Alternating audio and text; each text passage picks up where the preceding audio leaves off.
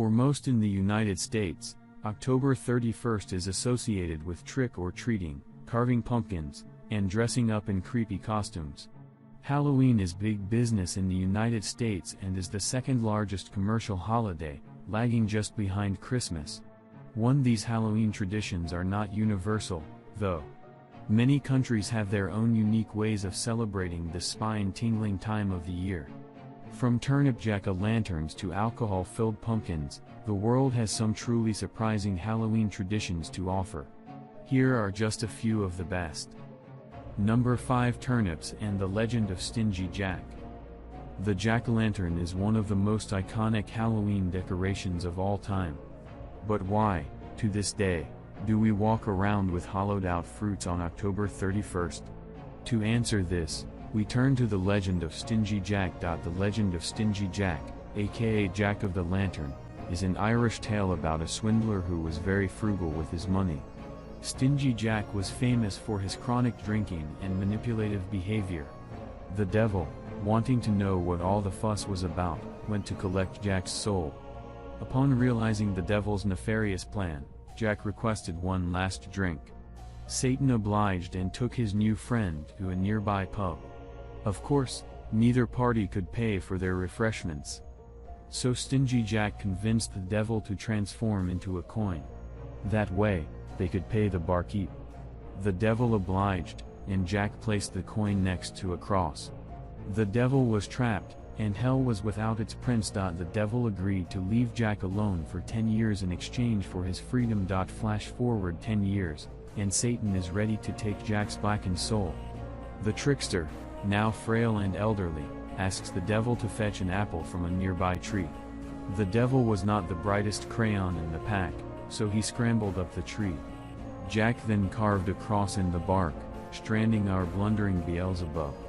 Satan was left utterly humiliated and vowed to leave Jack's soul alone. When Jack eventually died, however, he was turned away from the gates of both heaven and hell. The devil, cackling with delight, gave his old nemesis a single burning ember. Jack made a lantern from a turnip and placed the ember inside. It is said that Stingy Jack's lost soul is destined to roam netherworld for all eternity, his turnip lantern the only thing lighting the way. The Irish first started using hollowed-out turnips to keep the ghost of Jack at bay. But when Irish immigrants traveled to the United States, they discovered it was easier to carve the lanterns from pumpkins. 3 turnip carving still exists to this day, particularly in parts of Scotland. In 2015, Britain was struck with a bout of wet weather that significantly affected the number of available pumpkins. As a result, the English Heritage Charity started using turnips to decorate many of its own sites and recommended that others follow suit. Number 4. Soul Cake. In the Middle Ages, the British baked soul cakes to honor the dead. These edible treats were typically made using cinnamon, ginger, nutmeg, and saffron. The cake's raisin toppings were arranged in the form of a cross. During Hallowtide, beggars and young children were encouraged to knock on their neighbors' doors and pray for the souls of their departed relatives. Inspired by the pagan folk plays of Samhain, the children would chant special souling songs. In exchange, these soulers were rewarded with soul cakes and other treats. Although soul cakes are now unheard of throughout much of the West, some countries still practice this rather quaint tradition. Souling continues to take place in small pockets of Britain, Portugal, and France. Thankfully, for those who enjoy a spot of baking, the internet is peppered with an assortment of soul cake recipes. Number 3. The Day of the Skull. The Day of the Skull is a tradition celebrated in Bolivia. Across the nation's capital of La Paz, residents collect and decorate the skulls of the dead.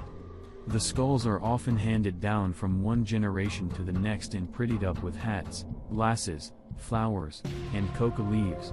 6. Many residents take the skulls, or natitas, from abandoned graves. Outside of Bolivia, most would consider such behavior a tad eccentric, including the Roman Catholic Church. The church has had limited success in trying to discourage Bolivians from keeping the skulls.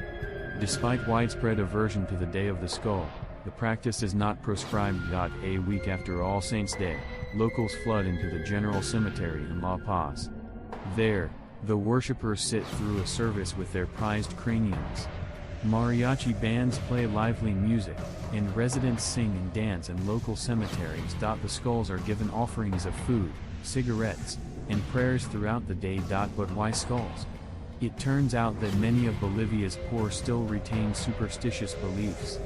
They believe there are a total of 7 souls, one of which is contained within the skull. Natitas serve as amulets, guaranteeing their owners protection and good fortune.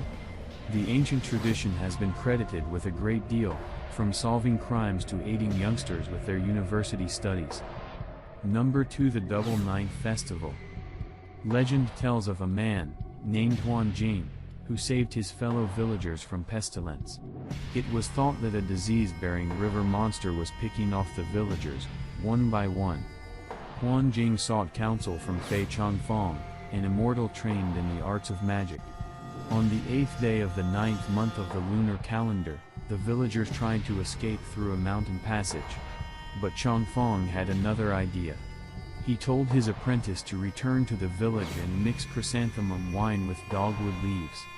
The intoxicating scent confused the river monster long enough for Huan Jing to launch a surprise attack. On the 9th day, Huan used Changfang's sword to slay the evil monster. With that, the plague was brought to a dramatic end. The Double Ninth Festival is celebrated in accordance with this tale. It is celebrated in many parts of Asia, including China, Japan, and Vietnam. Festivities involve drinking chrysanthemum tea, baking double ninth cakes, sporting dogwood fashion accessories, and climbing mountains.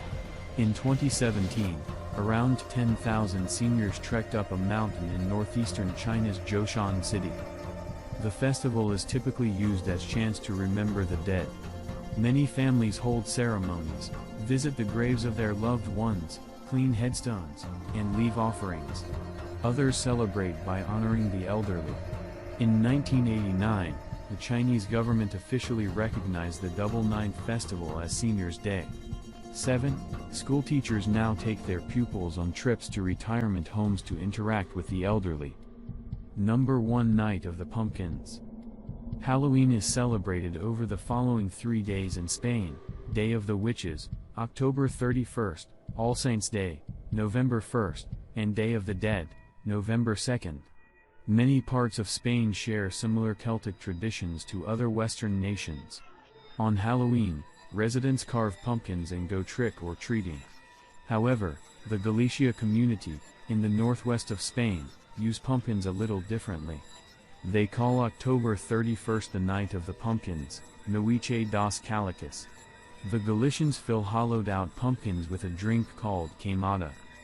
Queimada is supposed to cast out demons and ghosts while purifying those who drink it. Thank you for watching. If you like it, then do subscribe and support us.